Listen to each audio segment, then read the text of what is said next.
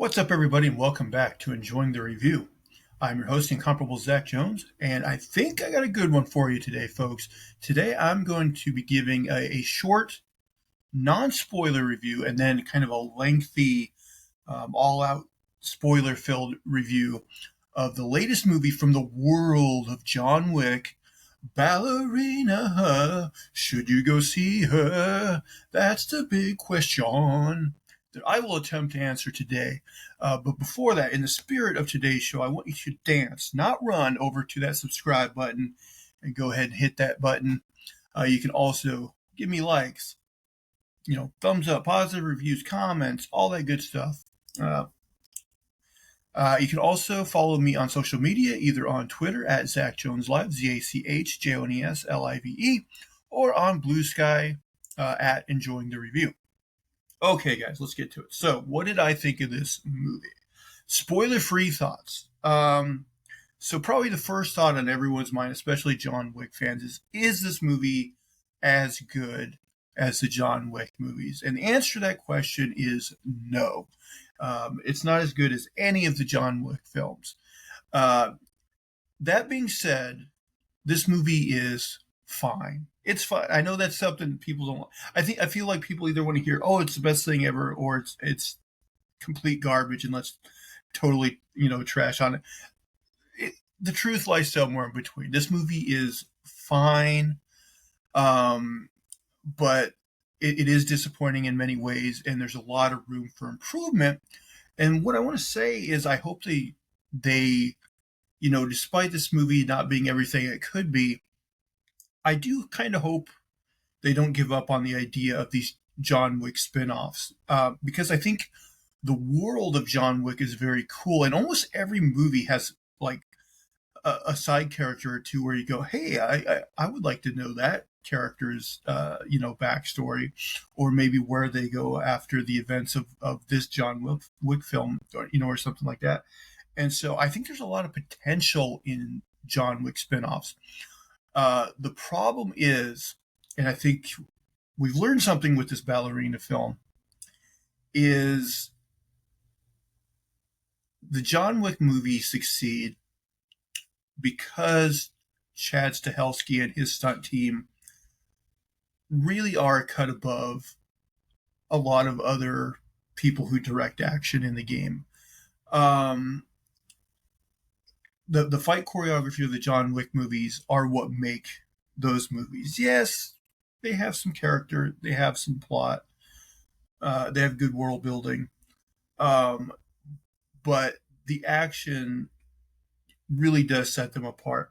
And while the action in this movie, again, it's fine, it's acceptable, and some of it, apparently was shot by Chad Stahelski, so that that did probably help out a little bit. And let's talk about that, because I think that's the elephant in the room. So, I was excited for the idea of the spinoff. They announced a spinoff, but then they say it's going to be directed by Len Wiseman. And right then and there is like, that got me much less excited, because his films just have never really won me over. I always kind of thought of him as like kind of a mediocre director. And so the hubbub here is that Len Wiseman shot this movie. And this movie, by the way, was supposed to come out like a year ago. And so the story is, they saw his cut of the movie, wasn't really happy with it, and so they brought in Chad Stahelski to do pretty extensive reshoots of the film. Now, one thing I will say is, I don't want to completely bury Len Wiseman and say that everything that worked in this film was Chad Stahelski and everything that didn't was him, because I'm sure that's not fair at all. Probably not true. But I think it does go to show that they might have to be more deliberate when doing these spinoffs. Maybe you just use Chad Stahelski, or I think David Leitch is a guy who can also do it, but I get the feeling, they co-directed, I believe, the first John Wick, and then all the subsequent ones were Chad Stahelski. David Leitch, I think, would be another guy who could do these very well. But I kind of get the feeling he wants to do his own thing. And who knows? I would think Chad Stahelski would probably eventually want to do other movies besides John Wick related movies. The rumor now is that they are doing John Wick 5 with Keanu Reeves, which, to be honest, I thought the way John Wick 4 ended, I kind of like the finality of his character there and thought that would have actually been a good place to end John Wick's story, but apparently they're going to keep going. And then, Chad Stahelski, if he didn't do John Wick 5, could then, move on and do some of these spin-off movies, and they would probably be better off for it. But so yeah, I want to see more of these spin-off movies. I think there's good potential in them, but I think this movie goes to show they need to make sure they got good directors and good stunt teams that can kind of make them feel more congruent with the other John Wick films and give us a similar level of action. Because that's why you go to these movies, right? On the other plus side, Ana de Armas. I think she's great. I don't think anyone is as committed to the action in these movies as much as Keanu Reeves, but I'll give it up to her. I thought she did a good job here, and definitely took it seriously. The only knock I have is, acting wise, Keanu isn't asked to do much in the John Wick movies. He's a very stoic character, who just say like lines like, yeah, or sure, a lot of one word responses, which totally works for that character. But I think this character probably needed, while she's not given like lines like Keanu, I just feel like Ana de Armas is a great actress, and she wasn't really ever giving a chance to act in this movie. It's basically just her doing the stunt work, and there's not as much depth to her character as I would have liked to see, because I know she has acting chops, and she just doesn't really get a chance to use them in this movie at all. Couple things I didn't like.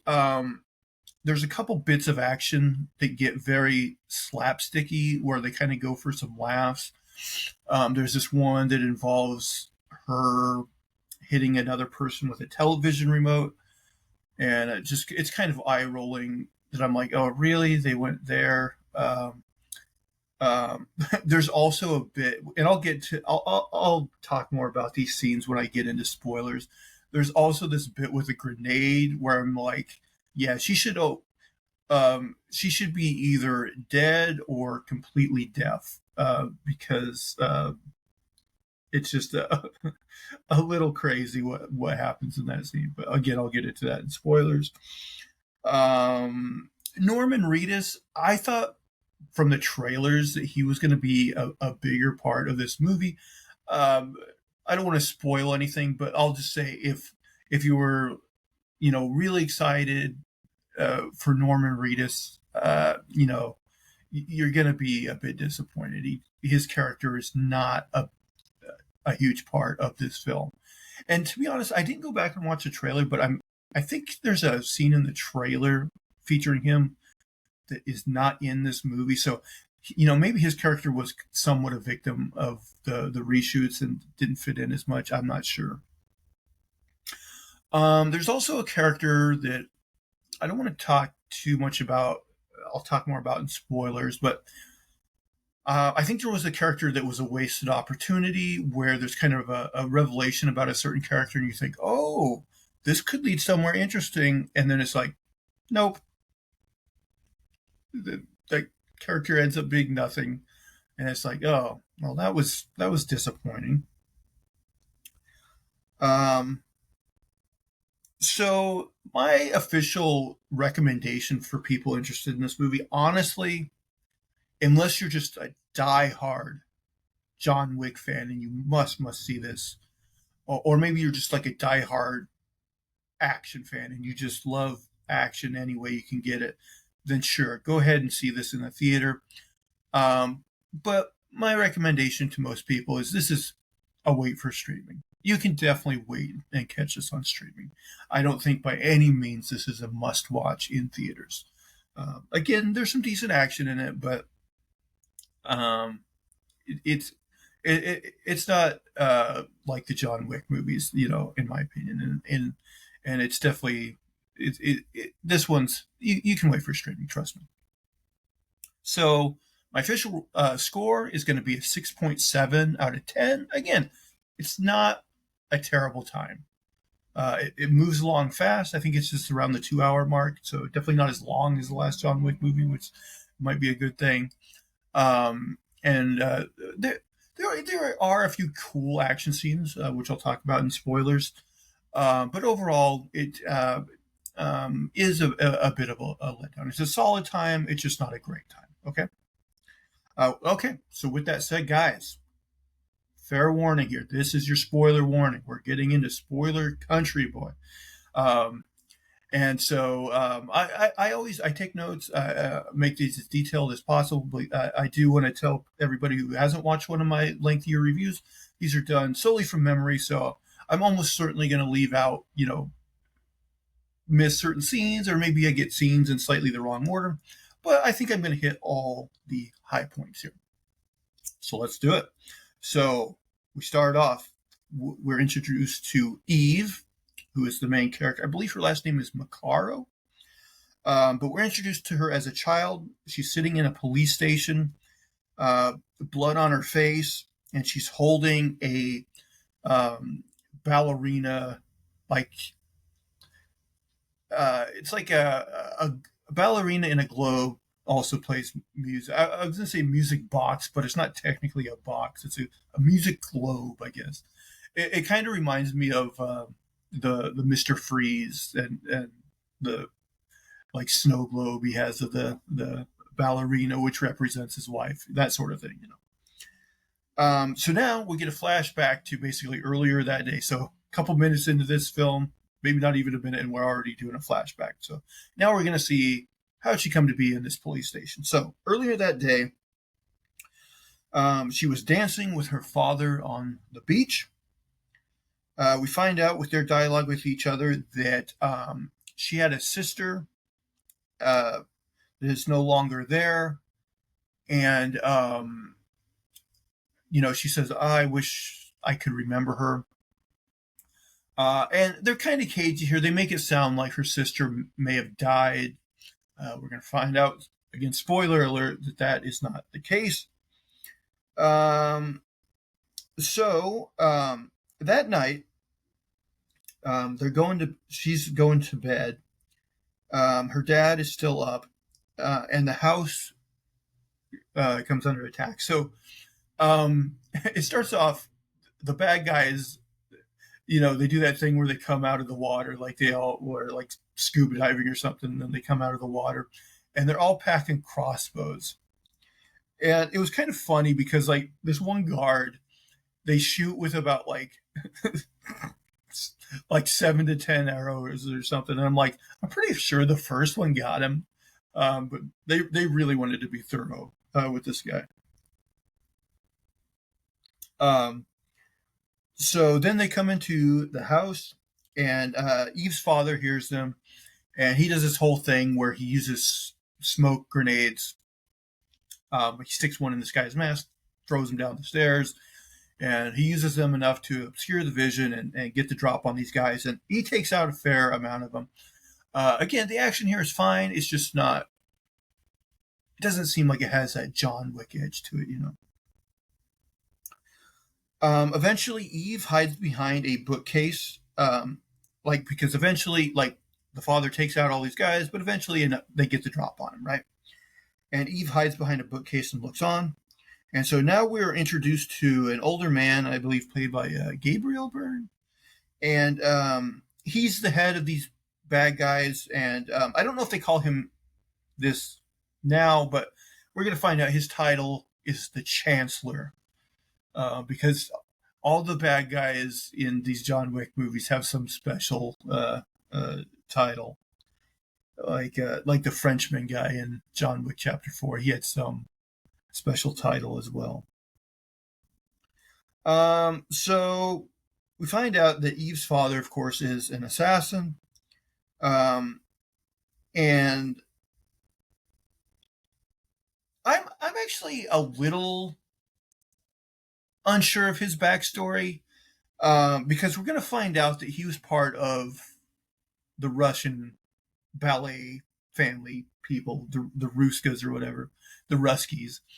Um, but the bad guy mentions that, basically he tried to smuggle Eve away from the life they had. So because of that, his wife, Eve's mother, was killed.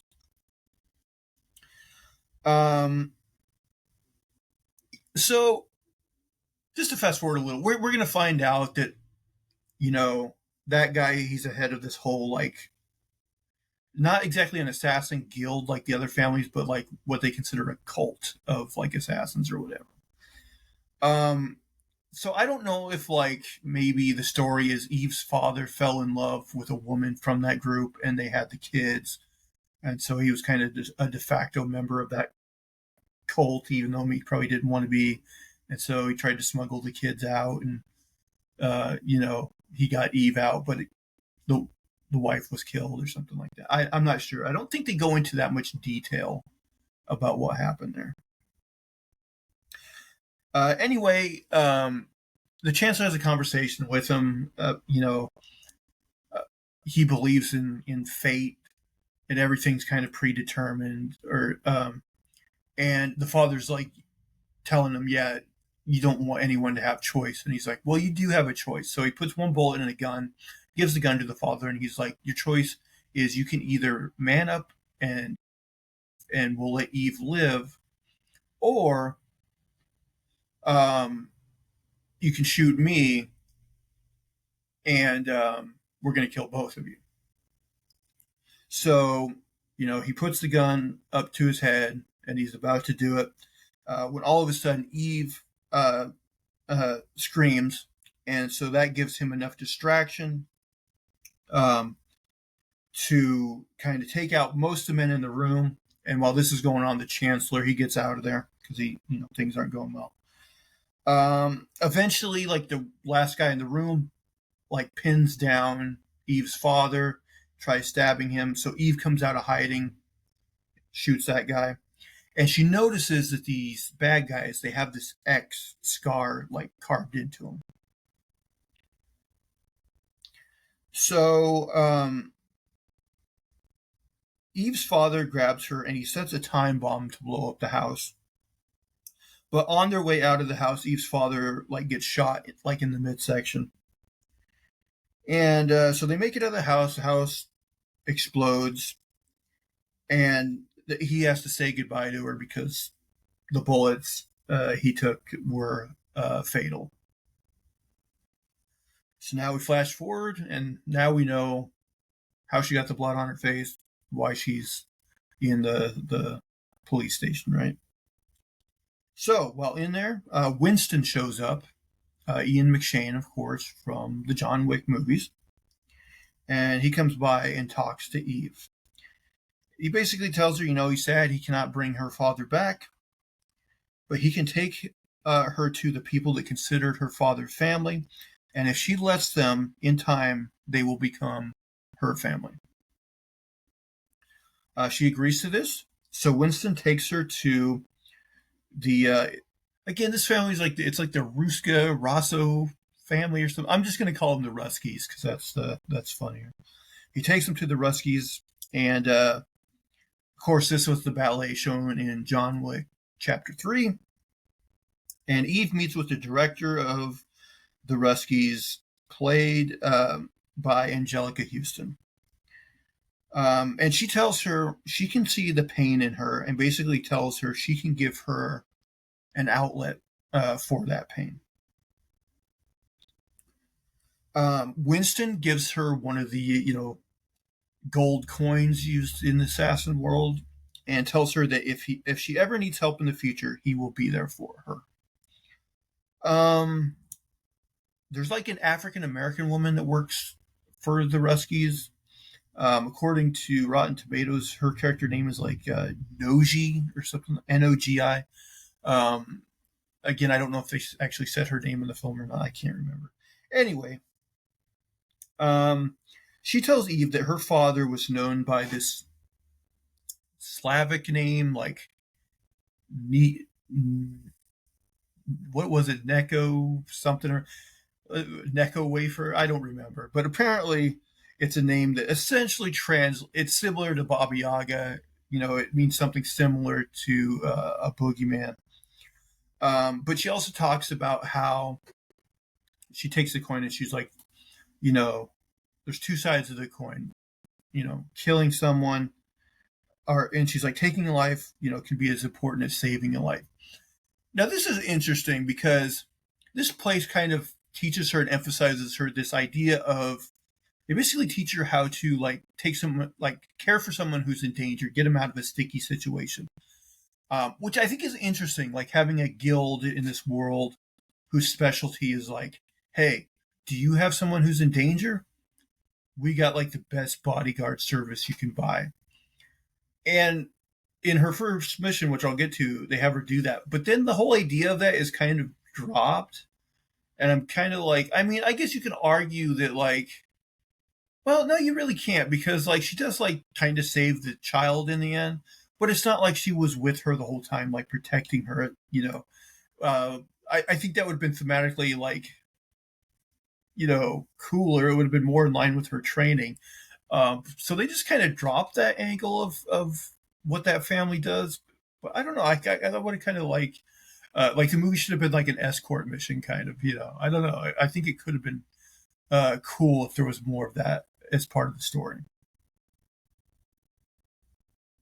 Anyway, we cut to 12 years later, and now Eve is full on adult. You know, Ana de Armas, and she is dancing, trying ballet moves, trying to impress Anjelica Huston.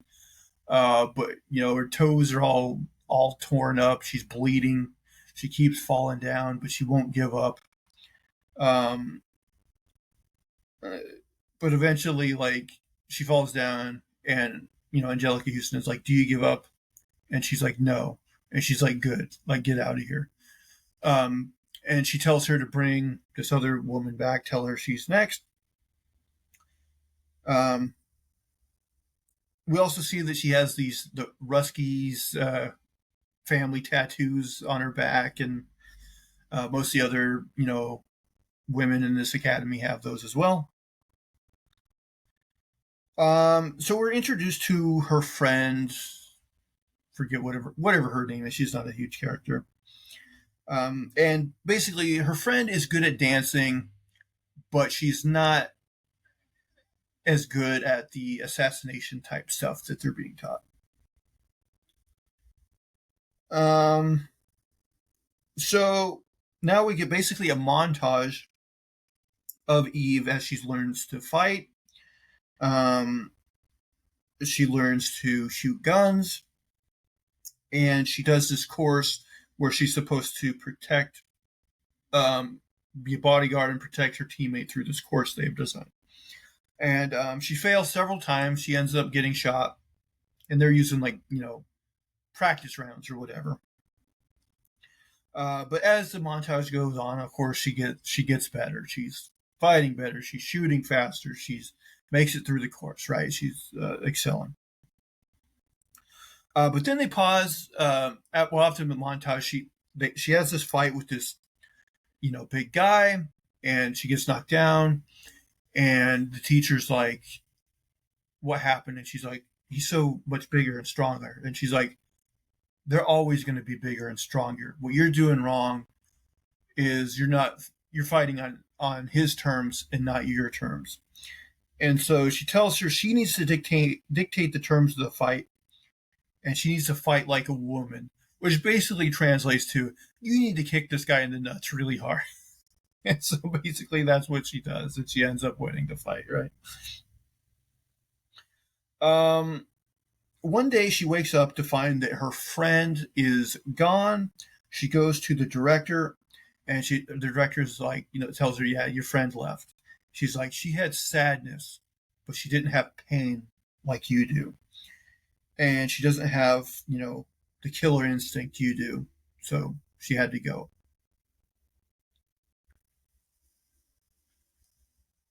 I do find it kind of weird though that like they're willing to just let like the people they've trained in this like secret assassination family the ability to just go. Um, but but then again, like this is one thing about the John Wick world that I've never been sure of is how much does the average like population know about the assassination guilds? Because it seems like they would almost have to be known at some level. I mean, we're going to find out that there's a whole like European town or whatever, um, where the whole town is an assassination guild, basically assassination cult or whatever. And like, you're telling me the whole world doesn't know about that? Maybe they do. Maybe they do in the regular, John Q public in the John Wick world is just like, yeah, assassins, they're a thing. Um,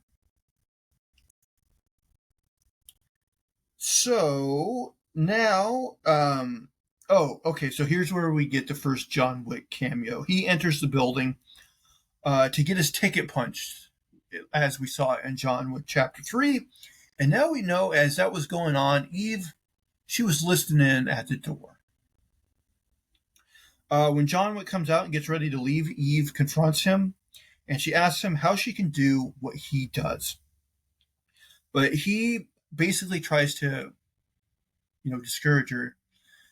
He's like, it's not too late. Like, you can walk out the door. And he basically tries to encourage her to give it all up and go out the door. But she's like, well, you're not out. And he's like, I'm working on it. So the director tells Eve that she needs to pass her final test. So this final test, she sits down across from a table with another woman. And that woman asks, do you know who I am? And Eve is like, no. And she goes, I'm you in 10 years. Which I found interesting. And honestly, that makes me go, I kind of now would be open to seeing a movie with that woman's story. We know how her story is going to end, but, it might be a good story. So basically, both of them have a disassembled gun sitting next to them. So it's like kind of a race between the two who can put the gun together the quickest and shoot their opponent. And it's close, but of course, Eve wins the day and shoots this woman dead.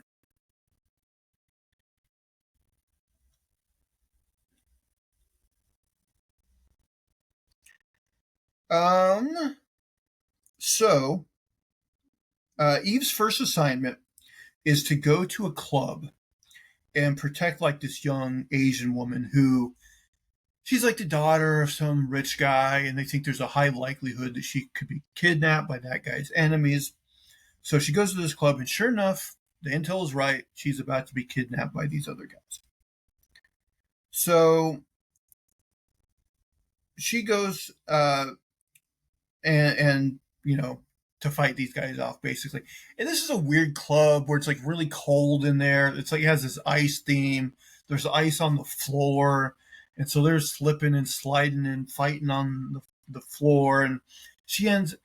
This was an unremarkable fight, in my opinion. This did not look like this did not look like a John Wick tightly choreographed fight. Eventually, she just gets the metal bars and starts hammering on these guys.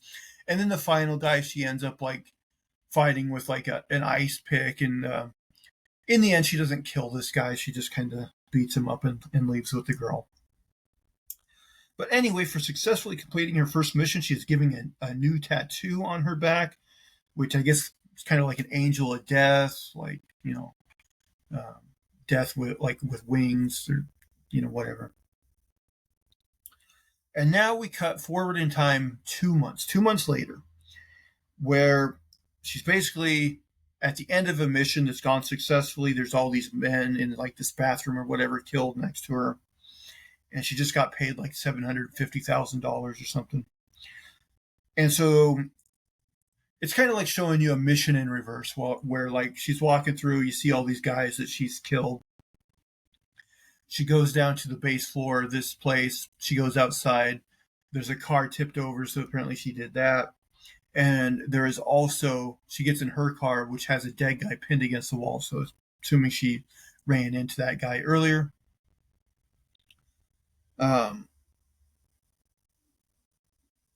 Okay, so this is actually an action scene I thought this was really cool and a bit subversive. So she gets in her car, she's pulling away, the camera's moving up, so kind of showing a larger shot of the city, and you kind of think, hey, this is just going to be like a transition shot that goes to the next scene.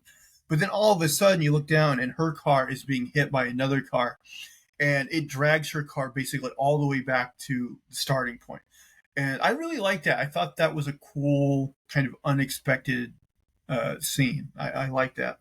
And so she basically like shoots the driver of that vehicle, I think, through the windshield. But then the other guy gets out.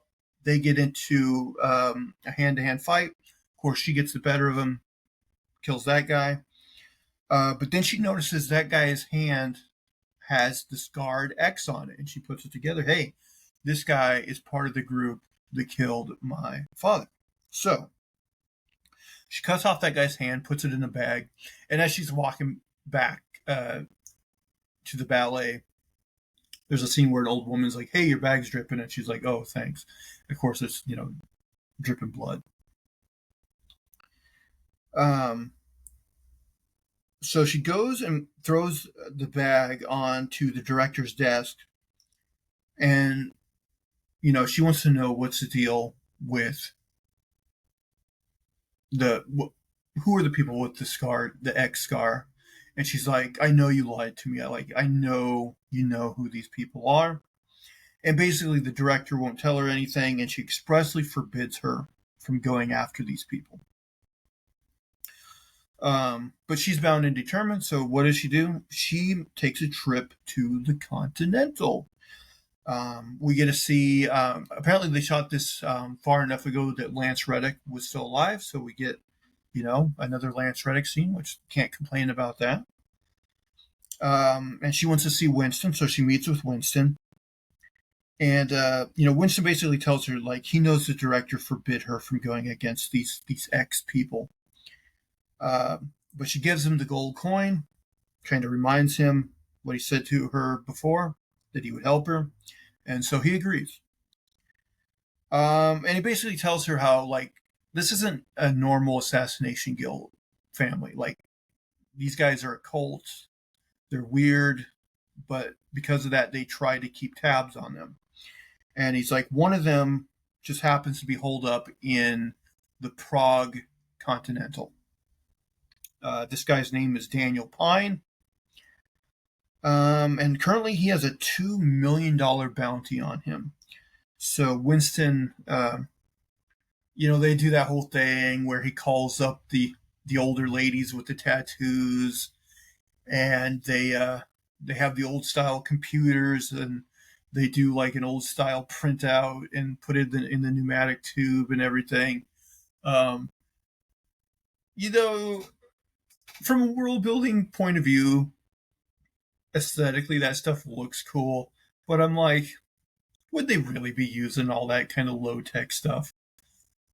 Probably not. I mean, I guess,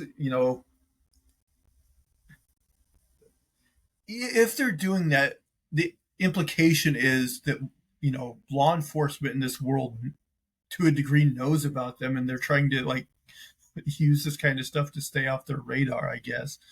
But that draws even more questions about the world of John Wick. But anyway, when she gets to the Continental in Prague, a female assassin takes note of her. The assassin radios a fellow assassin who has his sniper rifle looking at Daniel's room. Of course, we know from all the John Wick movies that, it's a big no-no to conduct any sort of assassination business on continental grounds. But she and the guy with the sniper rifle, they want this Daniel guy dead. So, like, their hope is that Eve is there to kill him. So Eve slips into Daniel's room, and a guy with the sniper rifle can see this, so he thinks even more, hey, she might be, going to kill this guy. But when she gets in there, what she finds is this little girl. I believe her name's like Ellie or Ella. Anyway, she is Daniel's daughter. And, her talking to Eve allows Daniel to get the drop on her, and he's got a shotgun pointed at her. But so we find out that Daniel is actually, he was one of these cult member guys, but he's actually in hiding from them because he wanted to get his daughter out of that life. And he escaped with his daughter to the hotel, but now everybody's after him. They don't accept letting the girl out, because they're a cult and, part of the rules. So eventually the man with the sniper rifle determines that Eve is just there to talk. So he radios the other female assassin and lets her know. And so we find out that the cult are the ones that put the $2 million bounty on him. So now they double that. It's up to $4 million. And so this finally gets the other assassins at that Continental. They're like, okay, we're going to risk doing business on Continental grounds. It's enough money now. So they head up to Daniel's room to kill him. So as they enter Daniel's room, one of them is taken out by a booby trap. He had it set up so that a gun would go off and shoot whoever tried to get in. So it takes out one of the guys, but there's more in. So they go in, and now there's a firefight between Daniel with his shotgun and some of these other guys. I think maybe he takes out one of them, and then Eve ends up getting in a hand-to-hand fight with a female assassin, and this allows Daniel to escape with his daughter. So he does, but then he ends up getting in a fight with some other bad guys. I remember, like, he wraps one guy up in plastic and, like, shoots him inside the plastic. Again, there's no action here that's real crisp and feels like really good John Wick action. Like, it's fine. It's just like kind of your run-of-the-mill action.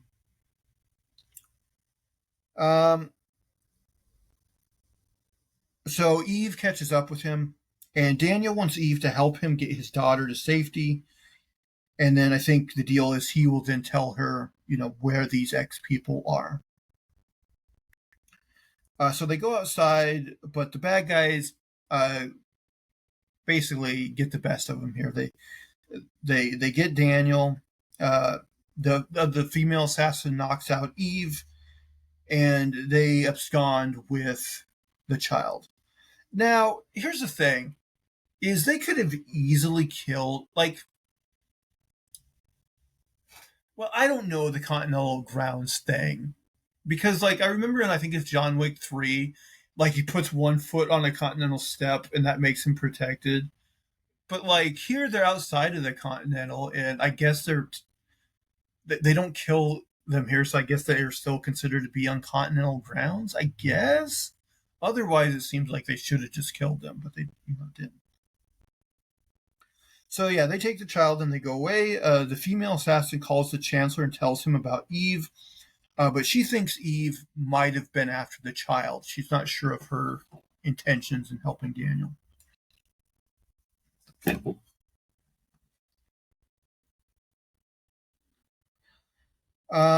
So Eve wakes up and she's held at gunpoint by Continental security alongside that female assassin she was fighting with and I think one of the other guys that broke into the room. And she basically tells him, hey, I didn't kill anybody and I didn't initiate the fight on the Continental grounds. And so they they agree basically. So they shoot the other people alongside her, but let her live. But the guy's like, hey, you got to get out of here. You got to check out. And she's like, I understand. That's reasonable. So she leaves the hotel and she ends up finding a shop with a concierge that sells guns to assassins. So this guy is similar to the guy from John Wick Chapter 2 that kind of, shows all the fancy guns and what they can do. So he's showing her all these fancy guns. I remember there's one where he's like, this could shoot a bear's head off easily and all this kind of stuff. But then, and I felt this was kind of anticlimactic because the shop is attacked by the bad guys. And she never ends up using these weapons, these cool weapons we just saw. And I thought, oh, surely that means we'll see them later on. And we don't really. And so I'm like, that kind of sucks. It would be like if you saw like a James Bond scene where Q was like showing him like the fancy weapons he made and then he just never used them. I don't know. It's, I didn't love that.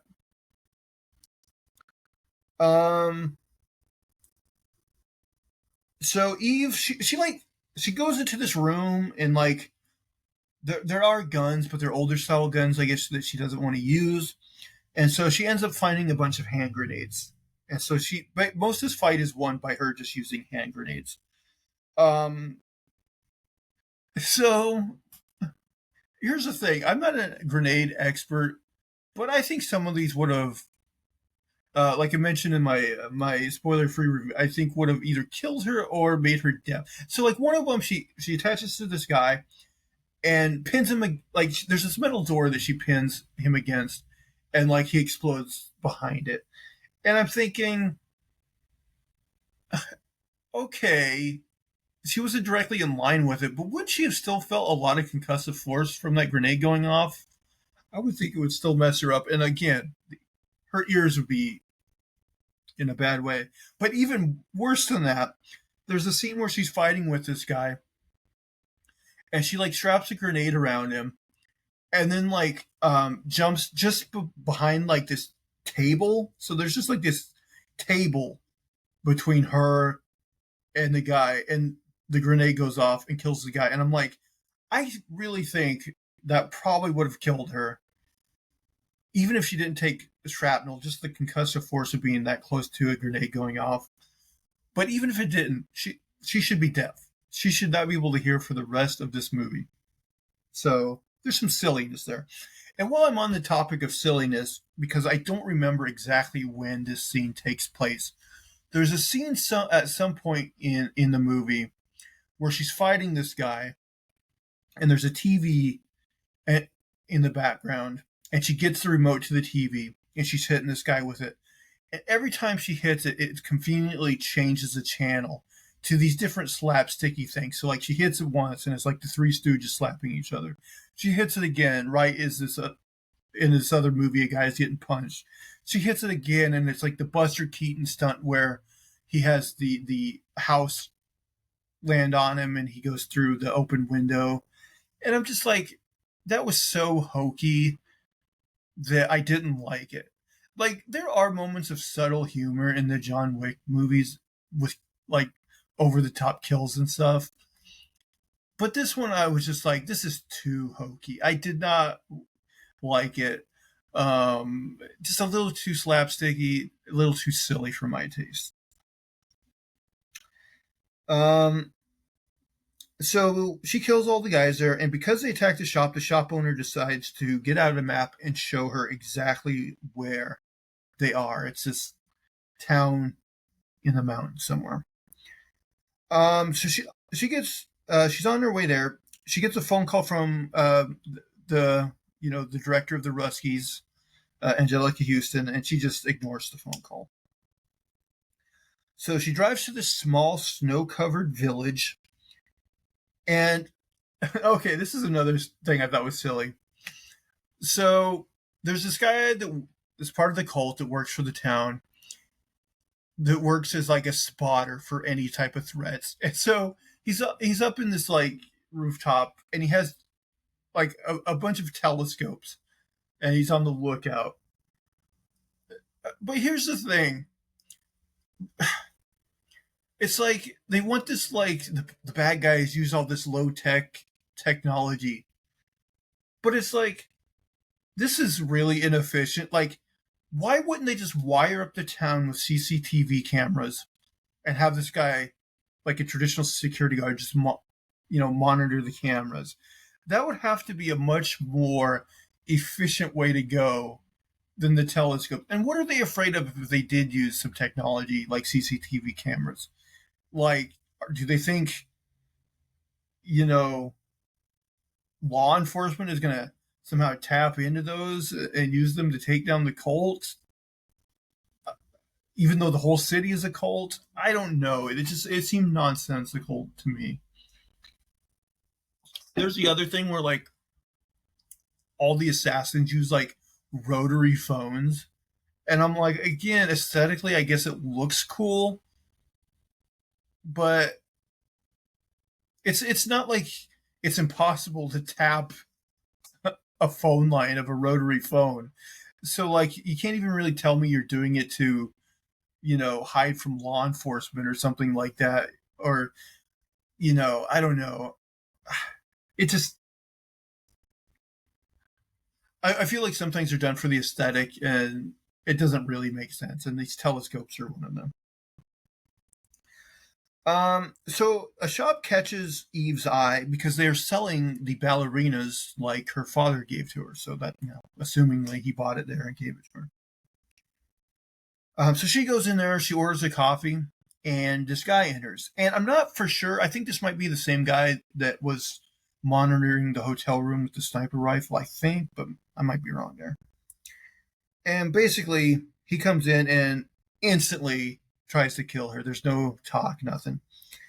So they start shooting at each other, and then they run out of bullets or whatever, so they end up in a fist fight, and they have this whole thing where he's like throwing her through glass partitions and things, but eventually she, beats him up and gets a shot off and shoots him and kills him. She heads upstairs where she ends up getting in a fight with a waitress or a cook.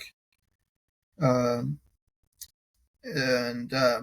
kind of, first she's like dodging knife attacks. And then again, a bit slapsticky for my taste, that they run into this like thing of like this tray of dishware, and they just start busting, sugar glass plates over each other's heads. And a part of me was like, this is getting a bit on the silly side as well. Eventually, Eve is able to lock that woman inside of a freezer. But the guy with the telescope, he can tell something's going on, right? So he gets reinforcements called. So Eve ends up duct taping a knife to a gun, and these reinforcements come in. One of them is this kind of big fat guy. She stabs him a bunch and kind of uses him as cover from the other people and shoots them. Anyway, I think she finally like uses another grenade on a guy, maybe. Or no, I think she just throws something like a hatchet or something into him. Anyway, she's able to dispatch all the reinforcements and she leaves the shop. However, Telescope Man strikes again. He sees her leave, and he informs the Chancellor. So he gets on a loudspeaker. He's got this connected all over the town. And this is where we find out that it's not like this cult is just headquartered in the city. Basically, the whole city is part of the cult. Which makes me wonder, like, do these people ever get like tourists that just wander into this town? I don't know. You would think they probably would. But basically, the whole town starts hunting Eve. I did kind of like this city as like a set piece. It was kind of cool. It looked cool, and like she's ducking and weaving around all these corners and into different places and killing guys. I kind of liked this scene. Thought it worked pretty well. Eventually, she gets into a fight with a guy with like a butcher knife, and he like slices her across the back, opens it up so that tattoo can be seen. And eventually, the female assassin from before gets the drop on her, knocks her out, and she sees the tattoo and puts it together that, hey, this woman works for the Ruskies. So Eve wakes up tied to a chair, and she is interviewed by the Chancellor. And she tells him about how he was the one, he was with the group that killed her father. And so now he understands who she is. So the Chancellor leaves the room and informs the female assassin from before that she is Eve's sister. Dun, dun, dun. So now we know her sister was not killed yet. So let's keep going a bit. I have something to say about this, but we'll go a little further. So all of a sudden they hear shooting. They go back to the room, and they find that Eve escaped her bindings and basically killed all of the men in the room except one.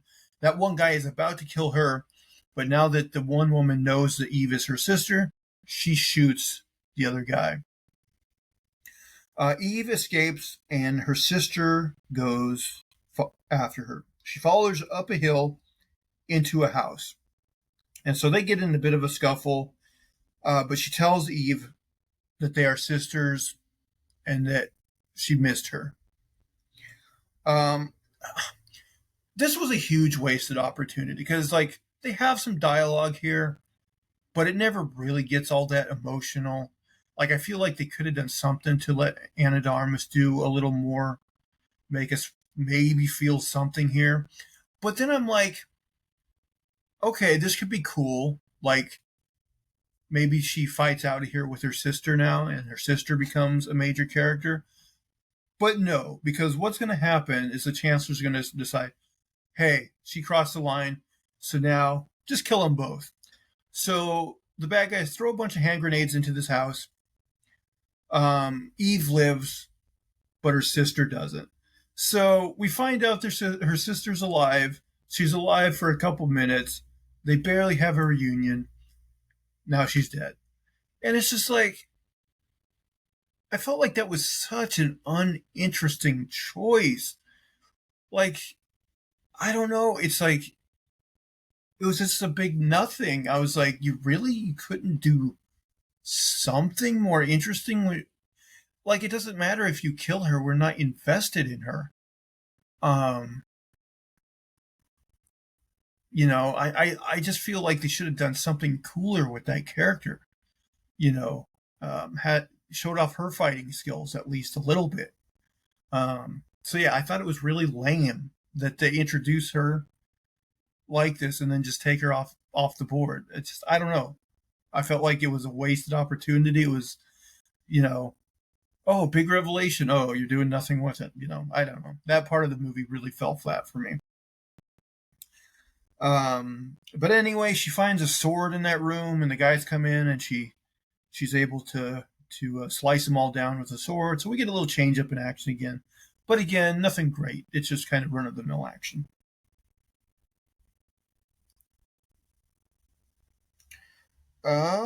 Okay, so Eve, she kills those guys, and she's able to escape to this other building where she kind of burns over her cauterizes her wound, and is able to kind of get a breather and escape the bad guys for a minute. So while that's going on, the Chancellor calls Anjelica Huston and tells her that Eve broke their truce, and so now it's war between their families. I forget. Maybe I'm getting this wrong, but I swear he said something like, oh, our families have had a truce for hundreds of years or something. So then I'm like, okay, now I'm really confused about the lore of the assassins in this world. Like, have there been, like, assassins in this world since, like, the Pilgrims came over or something? I don't know. Maybe he didn't say hundreds of years. Maybe it was less than that, but it still was enough time to where I'm like, what is going on with the lore in this world? It's getting out of control. So instead, Anjelica Huston's like, hold on. How about this? I will send over one of our best assassins, a talented assassin, to take her out for you, and then you call off the war. And he's like, fine, you have until midnight to kill her.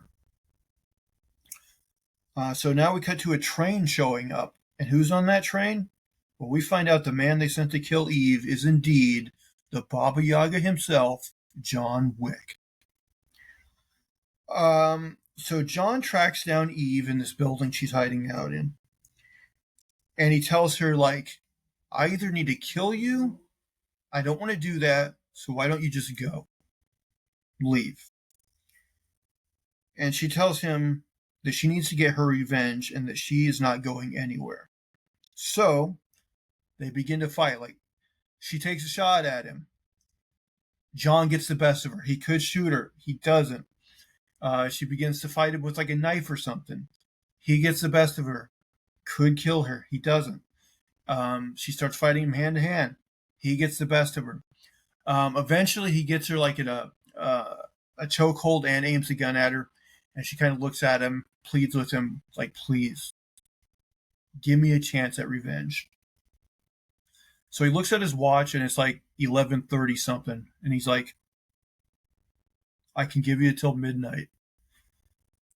If you don't get it done by then, I have to kill you. I have to, I have no choice. And so she's like, deal. So, and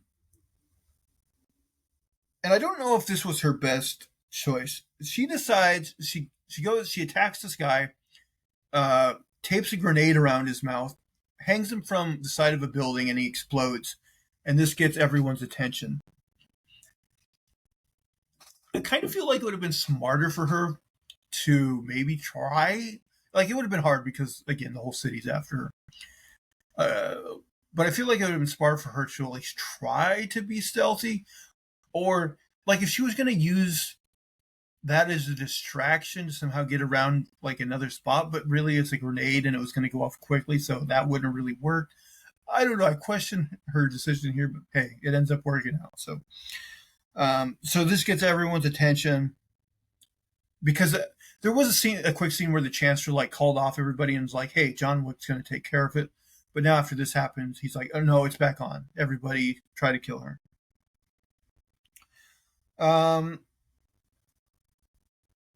So she ends up hiding in this building that, much like that club from earlier, has like a section of like ice on the floor. She kills a bunch of guys in that room. And then the last guy she ends up fighting on that ice with and kills him with a pair of ice skates. Again, pretty unremarkable, but it was fun. She eventually finds her way to a room that has boxes of weapons, and we see her like find this like almost looks like a rain slicker, but we'll find out in a minute it's not. But it's like, what is that? So the bad guys end up following her inside this long tunnel, and we find out that rain slicker kind of thing, it was actually a fire retardant vest. And she has a flamethrower, which anyone who watched the trailer to this movie would have figured out. But this is kind of cool. So she ends up lighting up these guys. And then there's this huge action sequence with the flamethrower. She's fighting guys, lighting them on fire. And I got to say, I thought this action scene actually was pretty cool. And I kind of suspect this was one of the Chad Stahelski shoots. If this was Len Wiseman, kudos to you. I'll give you credit. But this was one of the better action scenes of the movie, I thought, where she's like killing dudes, she's flamethrowing them. I thought it was pretty good. So eventually, one of like the big lieutenants of this cult, he also gets a flamethrower, and they start shooting back and forth at one another. I thought this was a bit. Another thing that was a little too silly for my taste. So eventually one of that guy, he has a leg that catches on fire. And he's like, instead of putting out the fire, I'm going to use it as a weapon and kick her with my flame foot. And that was just a little too silly again for my taste, where I'm like, No, he would have been like, "Ow, my foot's on fire. Let me put that out before I get back into action." So again, a bit silly there. So eventually, Eve kind of has to run away and like narrowly avoids that guy's flames. But then she gets to a doorway and she looks on the street and there's this group of guys and she's like, "Hey, they're all lined up together." She flamethrowers all of them, but that used the last of her fuel. Flamethrower runs out. And then it's at that point that the other guy with the flamethrower catches up to her, and she has to duck into a building to narrowly escape, once again, his flames. So this, again, a bit too convenient for my taste. There ends up being a like fire hose in this building she ducked into. And I knew this would happen because, again, this was something that was in the trailer. So she brings the fire hose out, and it's flamethrower versus fire hose. And this allows Eve to get in close to him so she can fight him. And while this is going on, we find out that John Wick is monitoring her in his sniper scope because, again, it's almost midnight, and when it's midnight, he has to pull the trigger on her. But the bad guy knocks her down, and it looks like he's about to flamethrower her. And old Johnny Wick, he probably breaks a rule here that he's not supposed to. He ends up shooting that guy's tank and blowing him up. And you do get the sense that for whatever reason, he does care about Eve. He probably sees, a little bit of himself in her, and he tried to warn her to get out of that life, and she didn't. But, you get the sense that he really does not want to kill her, and that's why he's willing to go this far. But because he does that, they also start attacking him. So now we get a short John Wick scene, where he's taking guys out. So the Chancellor's men convince him that they need to get out of there, him and the child. And he's like, he doesn't want to. He's like, a person in my position has never left, But things are going badly, so he gets in the car, again with Ellie or Ella, the child. But Eve is able to stop them. She shoots the driver. So he gets out, the Chancellor, and he doesn't even aim a gun at her. He basically just tells her that, hey, this whole town is part of this cult. You can kill me, but they will never stop coming after you and the child. So it does no good. But, she knows she has to end this by midnight. So she goes ahead and shoots him anyway. And plus, she wanted revenge for her father anyway. So she shoots him. And then John Wick calls off killing her. So John calls Anjelica Huston and tells her that it's over. And she's like, is she dead then? And John's like, he's dead. And I think she said something like, well, that works. And, you do get the feeling that Anjelica Huston also cares for her, even though she betrayed the family. And, who knows? I don't know the rules if maybe the Ruskies have to go after her now too. I'm not sure. We get a short scene where Norman Reedus, the Daniel Pine character, is reunited with his daughter while he's in a hospital bed. And then the movie ends with Eve going to watch the ballet. And while she's watching, she gets a message on her phone that there's now a $5 million bounty on her. And you also see other assassins in the crowd get the message. And so the movie ends with her exiting the ballet, knowing that now everyone is going to come hunting her, which to me came off as the exact same ending as John Wick 2, only not done with as much tension, not done as well. So it just seemed like John Wick light to an extent. Um, so, a little soft on the ending, I thought, but fine, fine. But that kind of sums up my thoughts on this movie. Is it's just fine. Like there are some decent action bits. It's definitely a non-offensive time. If you want to go to the movies. But again, I would only recommend this to either people who are so wrapped up in the John Wick franchise they just gotta know, or people who just really, really love action and don't really need much else. You know what I mean? It's a fine enough time, but my official recommendation is wait for streaming and don't pay the big bucks to see it on the big screen. But guys, I'm curious. Have you seen the movie? I hope if you've listened this far that you've seen the movie. And do you agree with me or not? Maybe you liked it more than I did.